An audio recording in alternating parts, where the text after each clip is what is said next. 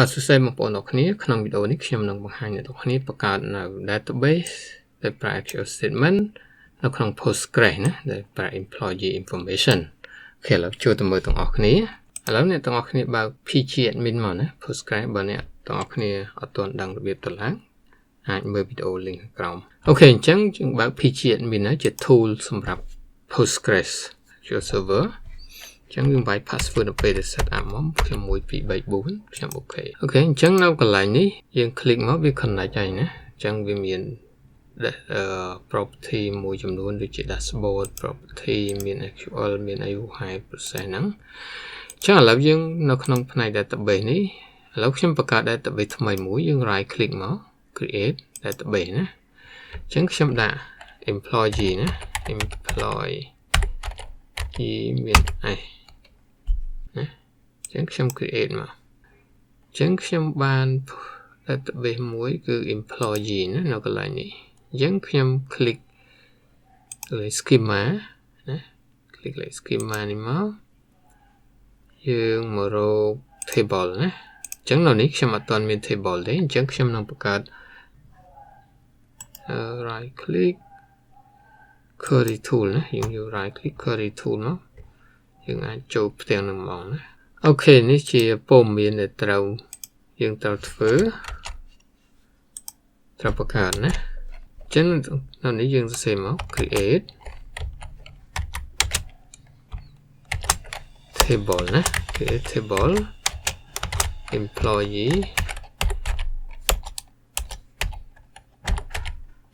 អញ្ចឹងយើង employee ធម្មតាមកណាអូខេ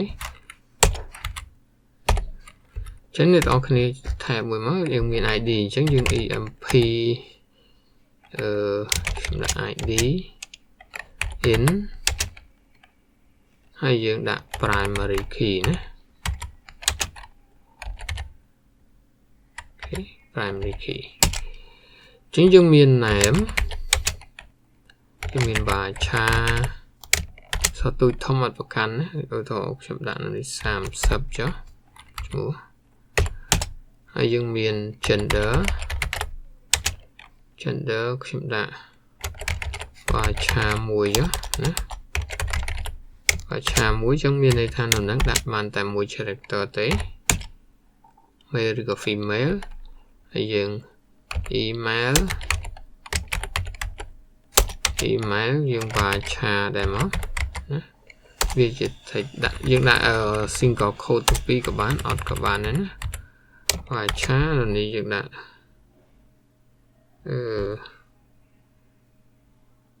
50ឬក៏អីហ្នឹងណា assign អ្នកនរគ្នាហើយ department ក្នុង department មួយណាយើងមាន varchar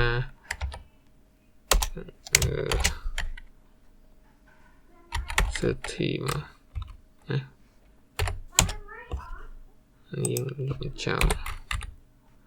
អូខេអញ្ចឹងយើងមាន province អញ្ចឹងនៅនេះយើងមានតារាងតែមួយណា province អញ្ចឹងខ្ញុំ varchar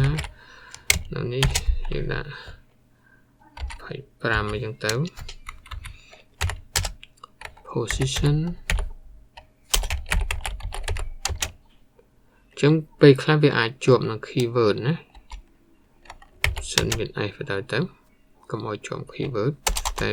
ពេលខ្លះ keyword ខ្លះអត់អីទេណា replace បានអញ្ចឹង position ខ្ញុំ varchar ខ្ញុំដាក់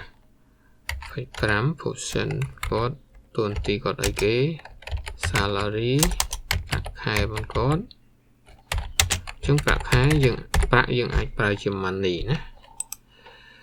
អញ្ចឹងយើងអាច select តារាងយើងមកអ្នកទាំងគ្នាអាចនេះយើង run ណាអញ្ចឹងនេះ